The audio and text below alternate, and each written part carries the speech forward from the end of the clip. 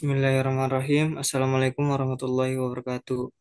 Waalaikumsalam. Alhamdulillahirabbil alamin wa bihi nasta'inu ala umuri dunya waddin. Wassalatu wassalamu ala asrofil anbiya wal mursalin wa ala alihi washabbihi ajmain amma ba'du. Yang terhormat Bapak dosen Rahmat Widianto MPD serta yang saya hormati teman-teman sekalian. Baik, langsung saja. Kami perwakilan dari kelompok satu ingin mempresentasikan materi yang berjudul Perkembangbiakan Makhluk Hidup yang beranggotakan saya sendiri Faisal Rahman, ada saudari Tiara Febrina, ada saudara Haikal Makfir, ada saudari Gita Maulidia. Baik, langsung saja. Untuk pemateri yang pertama akan disampaikan oleh saya sendiri. Tujuan perkembangbiakan makhluk hidup. Proses perkembangbiakan makhluk hidup bertujuan untuk memperbanyak jumlah populasi makhluk hidup. Dengan begitu, suatu spesies makhluk hidup tak akan mengalami kepunahan karena telah beregenerasi. Jenis perkembangan makhluk hidup. Secara umum, perkembangan makhluk hidup memiliki dua jenis yang dibedakan berdasarkan prosesnya. Yang pertama, perkembangbiakan generatif. Perkembangbiakan generatif merupakan proses adanya individu baru yang diperoleh dari proses peleburan sel kelamin jantan dan sel kelamin betina. Proses peleburan kedua sel tersebut didahului dengan proses perkawinan. Oleh karena itu, perkembangbiakan generatif disebut juga perkembangbiakan secara kawin. Yang kedua, perkembangbiakan vegetatif. Berbeda berbeda dengan perkembangbiakan generatif, perkembangbiakan vegetatif adalah jenis perkembangbiakan yang tanpa melalui proses pembuahan atau peleburan sel kelamin jantan dan kelamin betina. Oleh sebab itu, perkembangbiakan jenis ini disebut sebagai perkembangbiakan tidak kawin. Cara perkembangbiakan makhluk hidup. Di sini ada tiga cara perkembangbiakan tumbuhan. Yang pertama, perkembangbiakan generatif. Yang kedua, perkembangbiakan vegetatif alami. Yang ketiga, perkembangbiakan vegetatif buatan. Perkembangbiakan generatif, proses produktif, proses reproduksi generatif pada tumbuhan pada umumnya diawali dengan proses penyerbukan dan dilanjutkan dengan proses pembuahan. Proses pembuahan tersebut akan menghasilkan biji yang kemudian tumbuh menjadi tumbuhan baru. Proses pembuahan terjadi melalui beberapa bagian pada tumbuhan yang menjadi alat kelamin dari tumbuhan. Bagian alat kelamin bunga terdiri dari benang sari sebagai alat perkembangbiakan jantan dan putik sebagai alat perkembangbiakan betina. Perkembangbiakan vegetatif alami. Perkembangbiakan vegetatif alami adalah proses reproduksi yang tanpa melalui proses pembuahan dan dilakukan dengan cara alami atau tanpa buatan manusia. Proses perkembangbiakan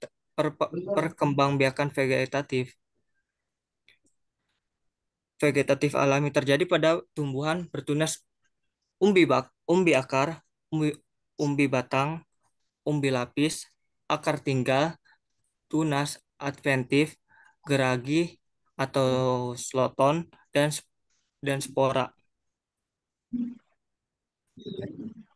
Perkembangbiakan vegetatif alami. A. Umbi batang.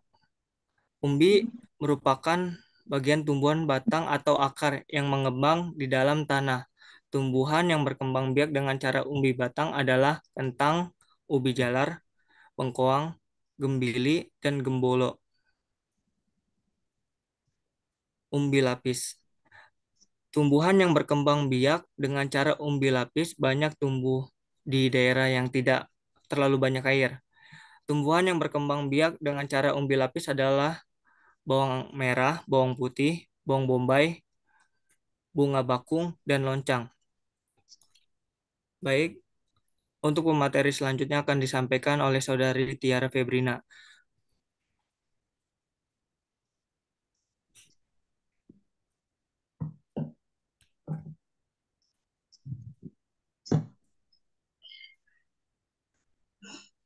Baik, materi selanjutnya akan saya bacakan yaitu tentang perkembangbiakan vegetatif alami. Contohnya umbi akar. Umbi akar merupakan perubahan bentuk akar yang mengembang di dalam tanah, seperti wortel, lobak, dan ketela. Terus berikutnya itu ada akar tinggal atau rizoma. Akar tinggal merupakan perubahan akar yang menggelembung di dalam tanah. Akar tersebut tumbuh menjadi batang dan daun. Contoh yang berkembang biak dengan cara akar tinggal adalah kunyit, temulawak, lengkuas, dan kencur.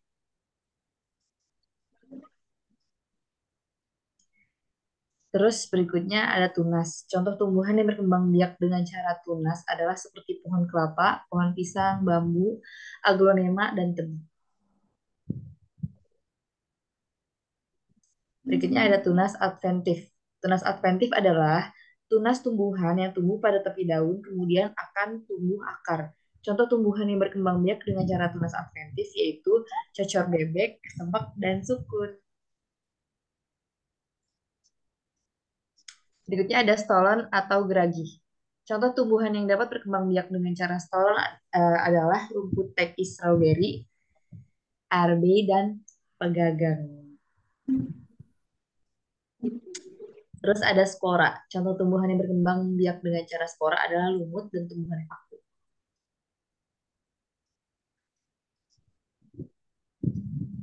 Eh, saya kembalikan kepada moderator.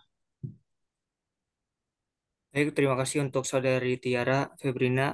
Selanjutnya akan disampaikan oleh Ekel Makfir.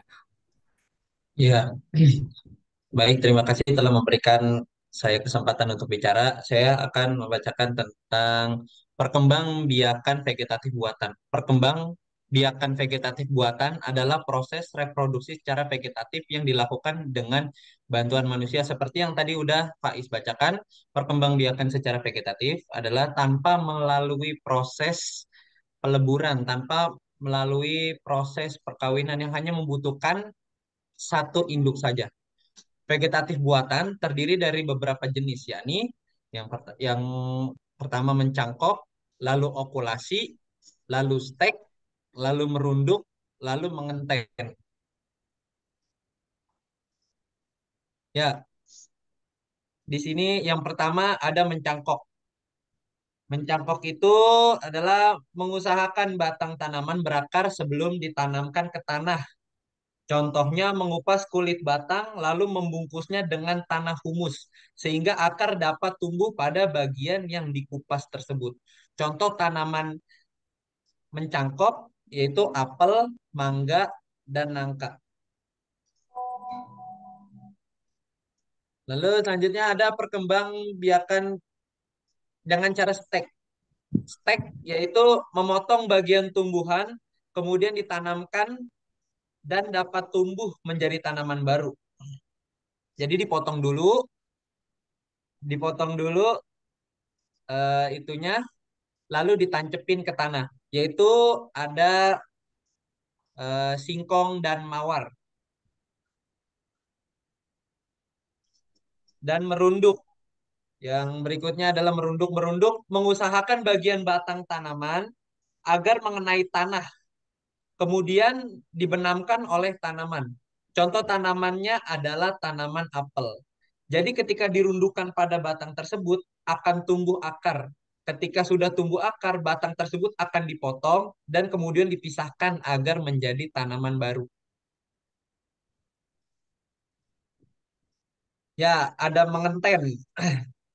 Mengenten atau menyambung ya.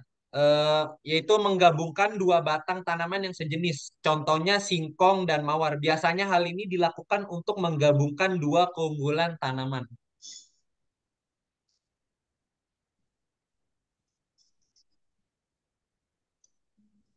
Saya kembalikan kepada moderator. Baik, terima kasih untuk Saudara Haikal Makfir. Selanjutnya akan disampaikan oleh materi selanjutnya akan disampaikan oleh Saudari Gita Maulidia. Jadi perkembangbiakan yang selanjutnya itu cara perkembangbiakan hewan. Jadi hewan pada umumnya dikelompokkan menjadi dua kelompok, yakni kelompok invertebrata sama vertebrata. Kedua kelompok hewan ini memiliki cara perkembangbiakan yang beda. Jadi cara perkembangbiakan hewan invertebrata itu, jadi hewan invertebrata adalah kelompok hewan yang tidak bertulang punggung atau hewan invertebrata memiliki cara perkembangbiakan yang pertama itu secara vegetatif, yakni dilakukan dengan tanpa adanya proses perkawinan. Contohnya itu kayak membelah diri, fragmentasi, pembentukan spora, dan lain-lain. Yang kedua itu reproduksi generatif, yaitu proses perkembangbiakan yang dilakukan melalui proses perkawinan. Yang kedua, cara perkembangbiakan hewan vertebrata. Jadi hewan vertebrata itu adalah golongan hewan yang memiliki tulang punggung. Pada umumnya hewan yang vertebrata ini berkembang biak dengan cara generatif atau melalui proses perkawinan. Nah, ini jadi contoh perkembangbiakan hewan secara vegetatif nih. Tunas contohnya itu eh ini nih. Ini deh. Terus fragmentasi kayak ada bintang laut sama cacing. Terus membelah diri ini ada protozoa sama virus contohnya. Terus selanjutnya ada berdasarkan tempat.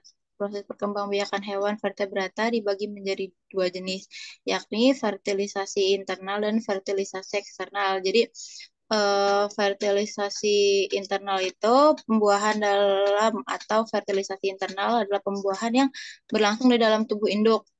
Jadi jenis pembuahan ini terbagi atas tiga jenis. Yang pertama ada ovipar yang diperkembangbiakan yang dilakukan dengan cara bertelur, yang mana sel embrio tumbuhan dan berkembang dan memperoleh makan dari cangkang telur. Terus yang kedua ada vivipar, yaitu perkembangbiakan yang berlangsung dengan embrio yang telah berkembang di dalam tubuh induk betina di dalam rahim. Yang ketiga ovovivipar, yakni cara bereproduksi yang dihasilkan dengan cara pengembangan telur di dalam badan induknya, tetapi embrio tidak mendapatkan makanan dari induknya. Ini contoh hewan yang berkembang biak dengan cara ovipar kayak ayam, terus bebek, burung, semut. Terus ini contoh hewan yang berkembang biak secara vivipar.